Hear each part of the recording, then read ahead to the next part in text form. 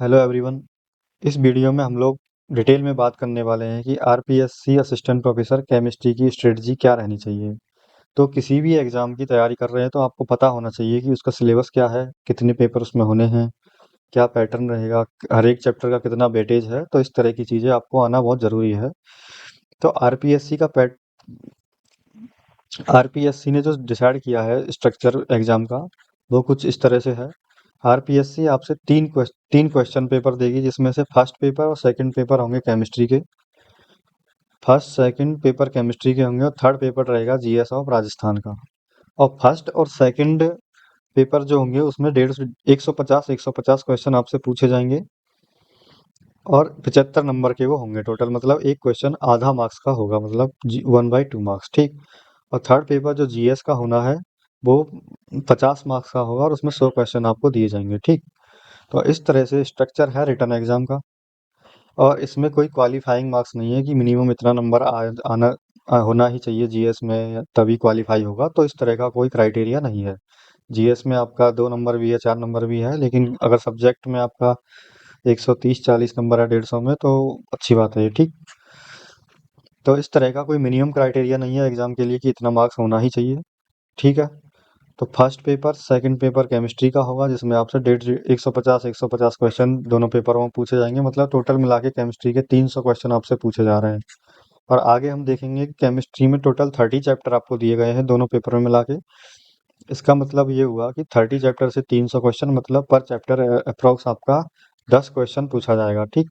पर chapter 10 question पूछने का मतलब है कि आप कोई भी चैप्टर अगर छोड़ के जाते हैं, स्किप करके जाते हैं, तो सीधा सीधा ऑन एन एवरेज आप 10 क्वेश्चन पीछे हो जाएंगे। तो आरपीएससी में अगर आप तैयारी कर रहे हैं आरपीएससी असिस्टेंट प्रोफेसर की, तो कोई चैप्टर आप स्किप अगर करके जाते हैं तो इसका खामियाजा आपको 10 क्वेश्चन छोड़ के लगभग भुगतना पड़ेगा अगर सब्जेक्ट में, ठीक है। आइए अब स्टार्ट करते हैं कि जीएस जो पेपर थर्ड है जनरल स्टडीज ऑफ राजस्थान, इसका क्या सिलेबस डिसाइड किया है आरपीएससी ने। तो आरपीएससी में पहला जीएस जनरल स्टडीज में फर्स्ट पार्ट होता है history, art, culture, literature and heritage of Rajasthan. तो इसमें आपसे फर्स्ट टॉपिक है ancient civilisation of Rajasthan with specific reference to mesolithic late stone age site in Rajasthan. तो मीजोलिथिक साइट्स इन राजस्थान जैसे निम्बाहेड़ा, बागौर और मांडिया, ये तीन को आपको डिटेल में पढ़ना है। और एक बाकी की सभ्यताओं का एक ओवरव्यू आपके पास होना चाहिए, ठीक है। तो एंशियंट सिविलाइजेशंस हैं, जैसे कि आप नेशनल लेवल पे देखते हो कि मोहनजोदड़ो, हड़प्पा, इसी तरह से राजस्थान में भी काफ़ी सिविलाइजेशन है एंशियंट, जो नदियों के किनारे बसी थी, जैसे कि बागौर, निम्बाहेड़ा, मांडिया, इस तरह की सभ्यताओं के बारे में आपको डिटेल में जानना है। मेनली आपको mesolithic age, late stone age की सभ्यताओं के बारे में डिटेल में जानना होगा, ठीक है। तो निम्बाहेड़ा, बागौर, मांडिया को स्पेशल इम्पैक्ट यहाँ पे दिया गया है। तो इनको तो आपको तैयार करना ही पड़ेगा, छोड़ नहीं सकते हो। उसके बाद major dynasties of Rajasthan and its ruler through ages and their cultural achievement. यहाँ पे उनके सैनिक अभियानों पे जोर ना देके यहाँ पे बताया है आपको कल्चरल अचीवमेंट उनकी बतानी है राजाओं की, ठीक है। तो मेजर डायनेस्टीज ऑफ राजस्थान जैसे कि आपका मेवाड़ का राजवंश है, जयपुर राजघराना है, इसी तरह से राठौड़ है, भरतपुर का राजवंश है, जैसे जाट जाट राजवंश। तो इस तरह से आपको मेजर डायनेस्टीज के बारे में पढ़ना होगा। 1000 से 1800 तक का उनका हिस्ट्री आपको जानना है, ठीक है। उसके बाद आता है political resistance of Rajput ruler against Muslim powers. तो इसमें मेनली मेवाड़ ही है जो राजपूत रूलर्स थे जो मुस्लिम पावर्स के अगेंस्ट खड़े हुए थे, ठीक है। मेजर तो मेवाड़ का ही रोल है इसमें। और भी कुछ, और इसमें स्पेशल रेफरेंस दिया गया है रतन सिंह, हमीर, कानड़ देव, मालदेव, चंद्रसेन, प्रताप। तो ये राजपूत रूलर्स हुए हैं जिन्होंने मुस्लिम पावर्स के अगेंस्ट पॉलिटिकल रेजिस्टेंस किया था। तो इनको स्पेशली आपको पढ़ना होगा, जैसे रतन सिंह, हम्मीर, कानड़देव, मालदेव, चंद्रसेन और महाराणा प्रताप, ठीक। उसके बाद भक्ति मूवमेंट और Sufism in medieval Rajasthan, special reference to Meera, Dadu, Khwaja Moinuddin Chishti. तो मीरा के बारे में, दादू जी के बारे में और ख्वाजा मोइनुद्दीन चिश्ती के बारे में आपको भक्ति मूवमेंट सूफीज्म के बारे में पढ़ना होगा, ठीक। उसके बाद राजस्थान के कुछ संतों के बारे में पढ़ना है।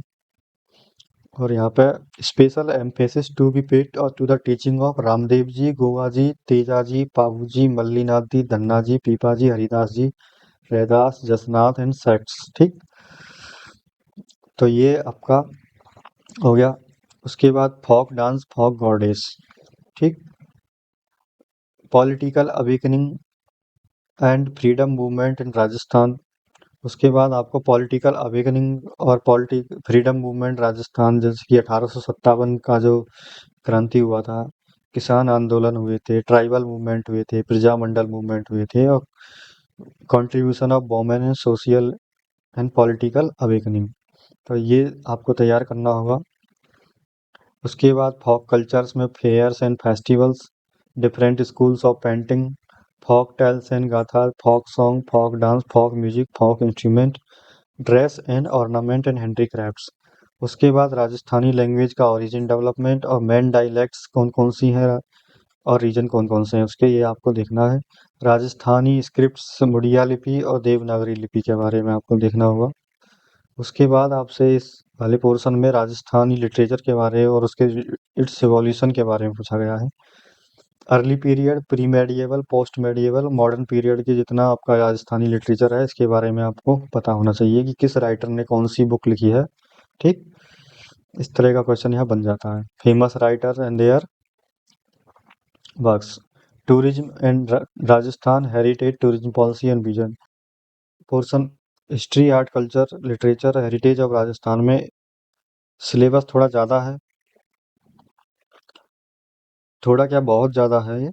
इसके बाद history, art, culture, geography of Rajasthan आपको पढ़नी है, जिसमें आपको ये टॉपिक आपको देखने होंगे। ठीक है, जैसे physiographic regions, rivers, lakes, climate, natural vegetation, soil minerals, energy resources, renewable and non renewable, population characteristic, live stock, biodiversity and its conservation, production distribution of major crops, major irrigation project, major industries, drought and famine, desertification, environmental problems, disaster management and pandemics.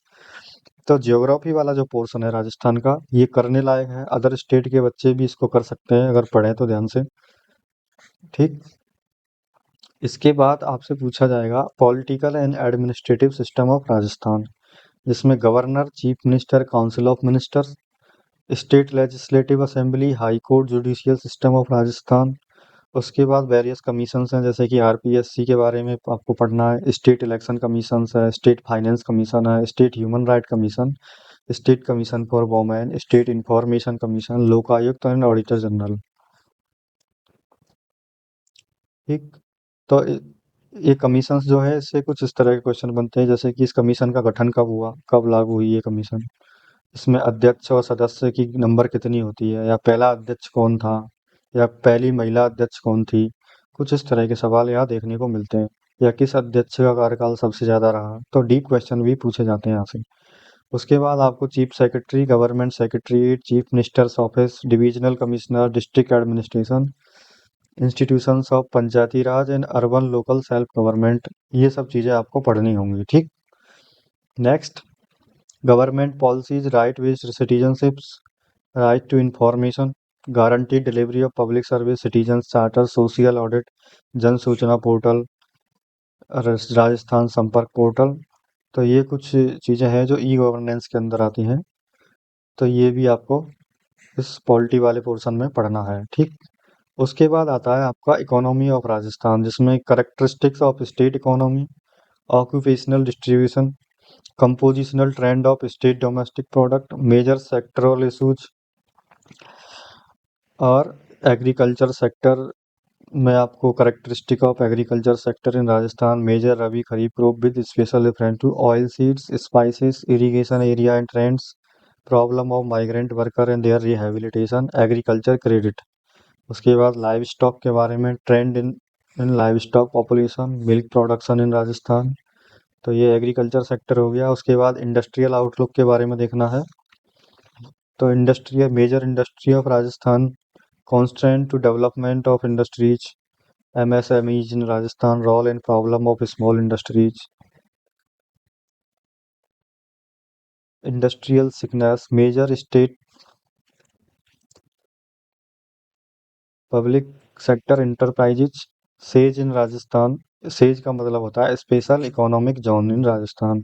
RIICO RIICO है एक, role of RIICO and RFC, ये दो institute हैं industry से related. ठीक।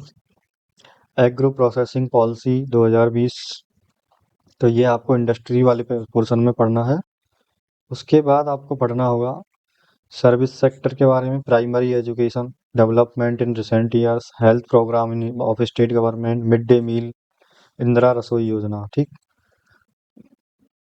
Infrastructure development, progress in national highway, state highway, village roads, power, progress in power generation, recent progress in solar power project. उसके बाद handicraft of Rajasthan, major item of export of Rajasthan, export from Rajasthan. तो major welfare scheme आपको उसके बाद फिर देखनी है, economy और सोशली बैकवर्ड क्लास के लिए, डिसेबल्ड पीपल के लिए, ओल्ड एज पीपल के लिए कि कौन कौन सी पेंशन स्कीम चल रही है ओल्ड एज वालों के लिए। Step taken for women empowerment, child development, regional economic equality in Rajasthan. तो ये आपका था इकोनॉमिक्स वाला सिलेबस। और उसके बाद आपका आता है करंट अफेयर वाला पार्ट, जिसमें आपसे राजस्थान की ही करंट अफेयर पूछी जाती है, इंडिया और वर्ल्ड वाली नहीं पूछी जाती है। तो करंट अप तो टोटल यहाँ पे 100 क्वेश्चन आते हैं जीएस वाले में। ठीक है। और आपसे history, geography, polity, economics economics उसके बाद आता है करंट अफेयर। ठीक है। तो इतना कुछ पूछा जा रहा है। ठीक है। और ऑन एन एवरेज देखा जाए प्रीवियस ईयर के आधार पर, तो 20-20 क्वेश्चन का लगभग इन सब सारे पार्ट का वेटेज है। जैसे हिस्ट्री, आर्ट, कल्चर, ये का इसका 20 नंबर, 20 क्वेश्चन मतलब 10 नंबर का। जियोग्राफी का 20 क्वेश्चन, पॉलिटी का 20 हो गया, इकोनॉमिक्स का 20 और करंट अफेयर का 20। तो इस तरह से आप देखें तो करीब करीब 20-20 के आधार पे ये बांटे जाते हैं। थोड़ा बहुत ऊपर नीचे भी हो जाता है, ऐसी कोई बात नहीं है। ठीक।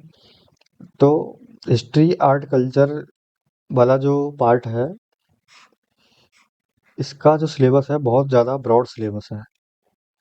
अदर स्टेट वाले बच्चों के लिए तो इसमें और ज़्यादा समस्या होता है, और ज़्यादा समस्या होता है। ठीक। तो ऐसे बच्चे इस पार्ट को स्किप कर सकते हैं। बाकी फर्स्ट जीएस वाले में ज्योग्राफी, पॉलिटी, इकोनॉमिक्स और करंट अफेयर वो पढ़ के जा सकते हैं। तो जितनी मेहनत आप इन चारों पार्ट को करने में लगाओगे, उतनी हिस्ट्री, आर्ट, कल्चर वाला पार्ट है राजस्थान का, क्योंकि बहुत बड़ा हिस्ट्री है राजस्थान का, आर्ट कल्चर भी बहुत ज़्यादा है। तो चीज़ें याद रखना थोड़ा मुश्किल होता है अदर स्टेट वाले बच्चों के लिए। तो अदर स्टेट वाले बच्चे अदर स्टेट वाले आपके असिस्टेंट प्रोफेसर जो बनने जाएंगे, वो इस पार्ट को छोड़ सकते हैं। ठीक। तो ये हुआ। नेक्स्ट, ये तो हुआ आपका। तो इसमें हिस्ट्री, आर्ट, कल्चर वाला पार्ट अदर स्टेट वाले स्किप कर सकते हैं, बाकी करना है। वो बाकी कहाँ से करेंगे? करंट अफेयर के लिए आप मंथली मैगजीन किसी भी इंस्टीट्यूट की राजस्थान की लगवा सकते हैं। जो मैं खुद प्रीफर करता हूँ वो दृष्टि का मैगजीन आता है राजस्थान का मंथली, उसको मैं प्रीफर करता हूँ। ठीक है।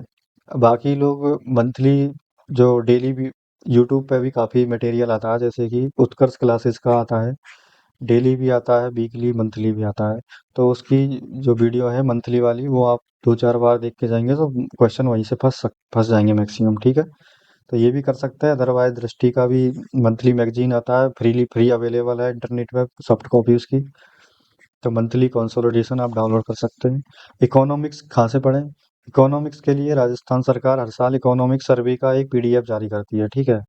तो इकोनॉमिक्स के लिए तो उसी इकोनॉमिक सर्वे के बहुत सारे, जैसे कि स्प्रिंग बोर्ड का एक विकास सर नाम से है यूट्यूब पर, तो वो भी इकोनॉमिक सर्वे यहाँ पढ़ाते हैं। तो आप लोग इकोनॉमिक सर्वे विकास सर से भी पढ़ सकते हैं, या खुद से पढ़ सकते हैं तो खुद से भी पढ़ सकते हैं।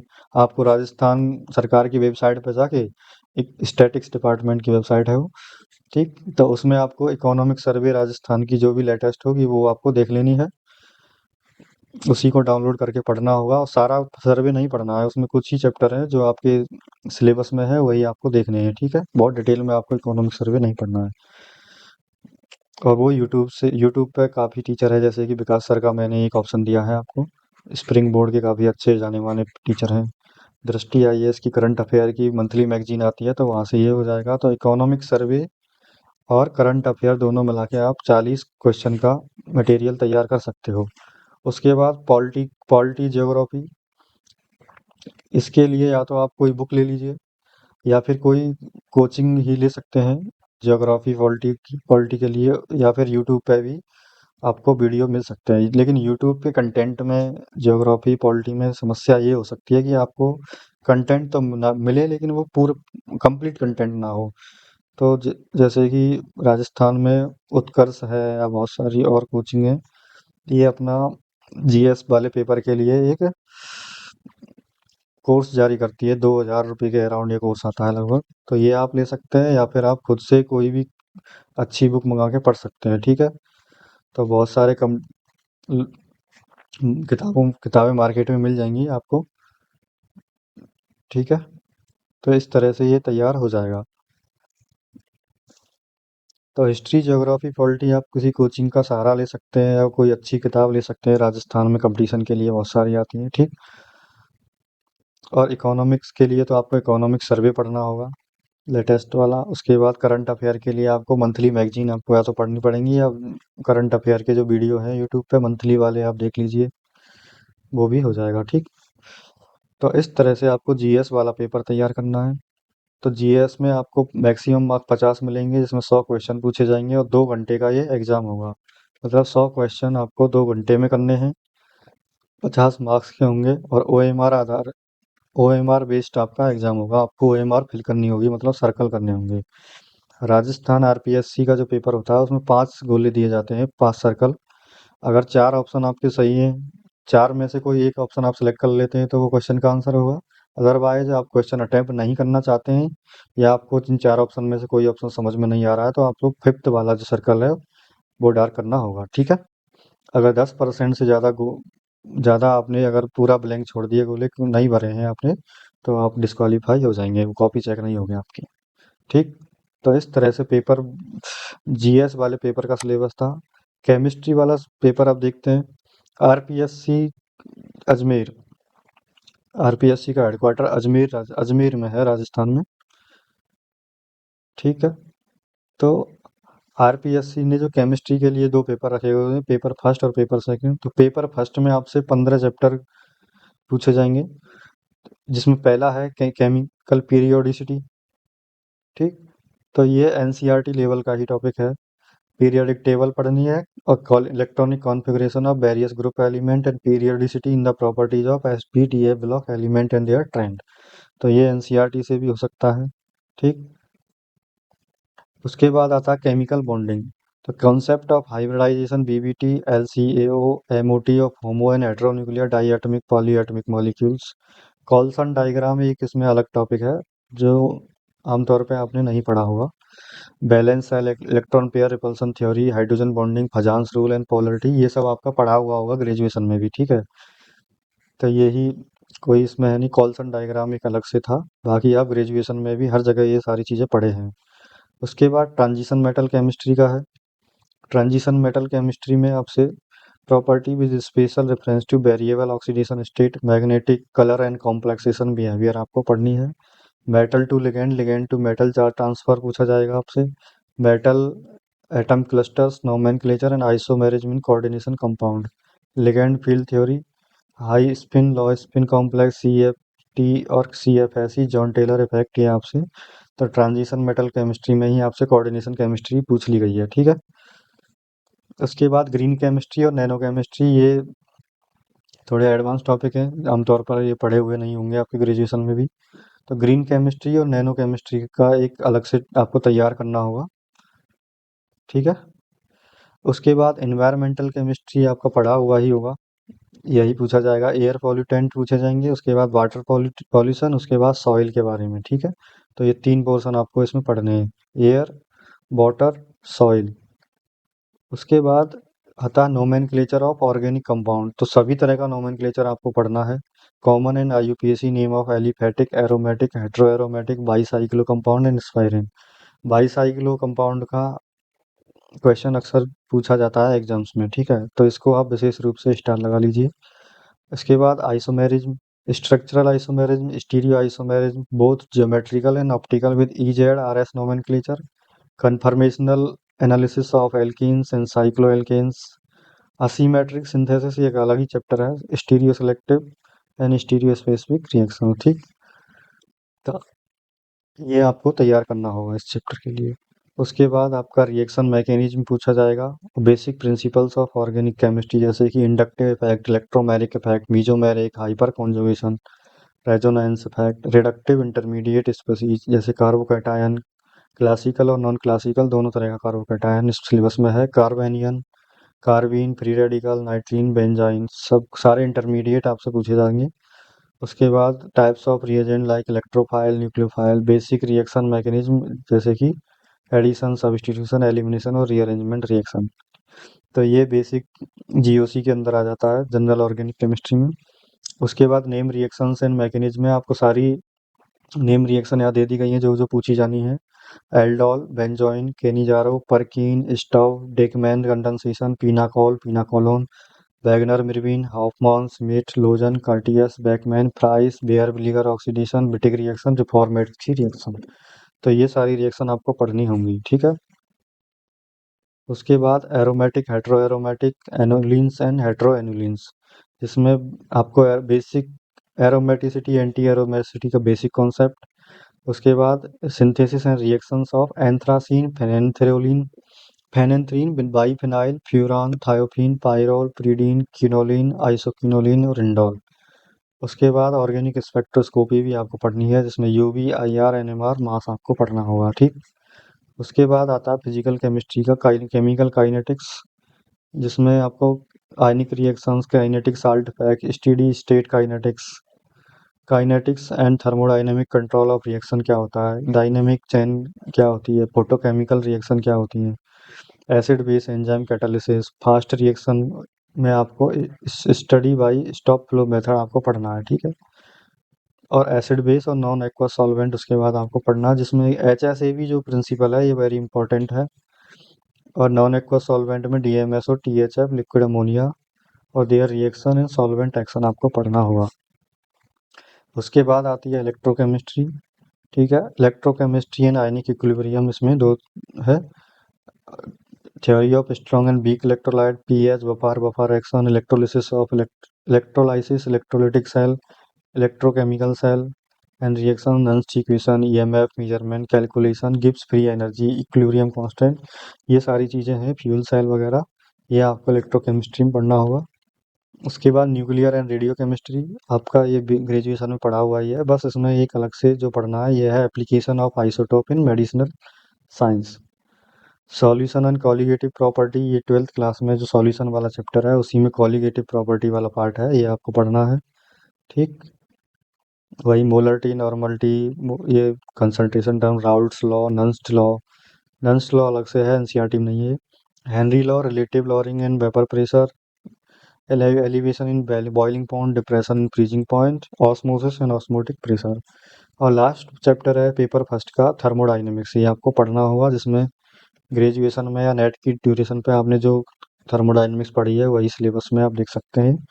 तो इस तरह से पेपर फर्स्ट में आपसे 15 चैप्टर पूछे जाएंगे, जिसमें आपको 150, 15 चैप्टर से 150 क्वेश्चन पूछे जाएंगे, मतलब ऑन एन एवरेज पर चैप्टर 10 क्वेश्चन आपसे पूछे जाएंगे, ठीक है। तो कोई भी चैप्टर यहाँ स्किप करने लायक नहीं है, क्योंकि 10 क्वेश्चन से आप लोग हाथ धो बैठेंगे अगर आपने एक भी चैप्टर छोड़ा तो बाकी आप देख लीजिए अपने लिए कि कौन सा छोड़ना है, कौन सा नहीं छोड़ना है। नेक्स्ट नेक्स्ट जो पेपर सेकंड है उसमें आपसे थोड़ा एडवांस लेवल का केमिस्ट्री पूछा जाएगा, जिसमें आपको chemistry of non transition and inner transition element पूछा जाएगा, ठीक है।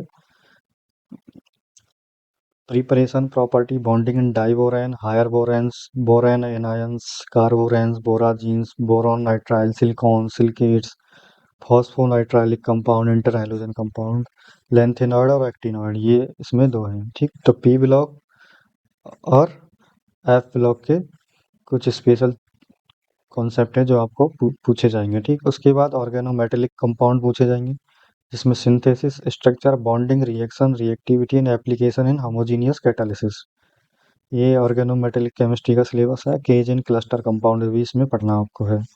उसके बाद बायो इनऑर्गेनिक केमिस्ट्री और सुप्रा मॉलिक्यूलर केमिस्ट्री पढ़नी है। सुप्रामोलिकुलर सुप्रामोलिकुलर केमिस्ट्री जो है, इसमें आपको supramolecular reaction and catalysis and supramolecular device के बारे में पढ़ना है, ठीक है। बाकी बायो इनऑर्गेनिक वाला पार्ट है, ठीक। उसके बाद ग्रुप थ्योरी आपको पढ़ना होगा। ग्रुप थ्योरी में यही सब है जो नेट के सिलेबस में है। अलग से केवल ये है concept of inorganic ESR mass and IR spectroscopy भी ग्रुप थ्योरी में भी शामिल कर लिया है इन्होंने, ठीक है। तो ईएसआर मास आईआर आपको इनऑर्गेनिक स्पेक्ट्रोस्कोपी में पढ़ना होगा है। उसके बाद statistical data analysis and analytical technique, ये एनालिटिकल केमिस्ट्री का पार्ट होता है वैसे, ठीक है। Mean mode median standard deviation regression analysis correlation principles principle and application of atomic absorption spectroscopy DTA TGA, ठीक है। टीजीए मतलब थर्मोग्रेविमेट्रिक एनालिसिस, ठीक है। पार्टीशन एंड एडजॉर्प्शन क्रोमेटोग्राफी, तो ये आपको एनालिटिकल केमिस्ट्री का ये चैप्टर है 5वां, ये पढ़ना है। उसके बाद ऑर्गेनिक में पेरिसाइक्लिक रिएक्शन पढ़नी होगी, ठीक है। और उसके बाद इसमें कुछ नेम रिएक्शन है पेरिसाइक्लिक में, ये आपको विशेष याद रखनी है, जैसे कोप reaction, Claisen reaction, aza Cope reaction, Sommelet Hauser rearrangement, ठीक। ये बाकी आपको pericyclic reaction, electrocyclic, cycloaddition, sigmatropic, तीनों टाइप की आपको पढ़नी है। 7वां जो चैप्टर है वो है ऑर्गेनिक ट्रांसफॉर्मेशन एंड रिएजेंट, तो functional group interconversion oxidative reductive process common catalyst and reagents आपको पढ़ना है। Organic inorganic organometallic and enzymatic catalyst like lithium aluminium hydride, sodium borohydride, iodobenzene diacetate, thallium nitrate, RuO4 OSO4 methyl lithium dimethyl mercury dimethyl zinc, ये सारे catalyst और reagent आपको देखने हैं। उसके बाद आता है synthetic application of organometallic and reactive methylene compounds, तो इसमें Grignard reagent, organolithium compound, acetoacetic ester, malonic ester, their synthesis, identification, estimation and important application in the synthesis of organic compound, ये आपको देखना होगा, ठीक। उसके बाद ऑर्गेनिक फोटोकेमिस्ट्री आपको पढ़नी है। उसके बाद natural product and medicinal chemistry पढ़ना है। मेडिसिनल केमिस्ट्री में आपको ज़्यादा नहीं पढ़ना है, drug design and introduction to pharmacodynamic पढ़ना है, और some cardiovascular psychotic and antipsychotic drug पढ़नी होगी, ठीक है। तो इन तो कोई ड्रग का एग्जांपल आपको दिया जा सकता है, वो पूछ सकता है कि एंटी साइकोटिक है या साइकोटिक है या कार्डियो, ठीक है। तो नेचुरल प्रोडक्ट में आपको वही है carbohydrate, proteins, nucleic acid, fatty acids, terpenoids, carotenoid, alkaloids and terpenes, ठीक। उसके बाद क्वांटम केमिस्ट्री है। क्वांटम के बाद आपको पढ़ना होगा सॉलिड स्टेट। सॉलिड स्टेट के बाद आपको देखना है स्टैटिस्टिकल थर्मोडायनेमिक्स, फेज इक्विलिब्रिया और physical chemistry in polymer. Physical chemistry of polymers आपको पढ़नी होगी। तो physical chemistry molecular weight determination of polymer, number average molar weight, and group analysis, sedimentation, light scattering, viscosity method, stereochemistry and mechanism of polymerization, crystallization and melting point of polymers, और melting temperature और glass temperature में क्या relation है, ये आपको पढ़ना है, ठीक। उसके बाद लास्ट वन टॉपिक है कॉलॉइड्स एंड सरफेस केमिस्ट्री।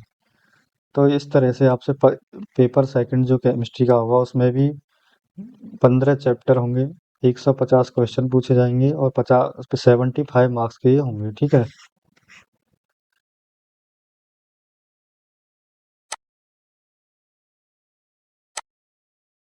तो इस तरह से 10 क्वेश्चन पर चैप्टर आपको ऑन एन एवरेज आएगा। तो आपको याद रखना है कि कोई भी चैप्टर छोड़ना नहीं है। मैन जीएस का खेला है इसमें।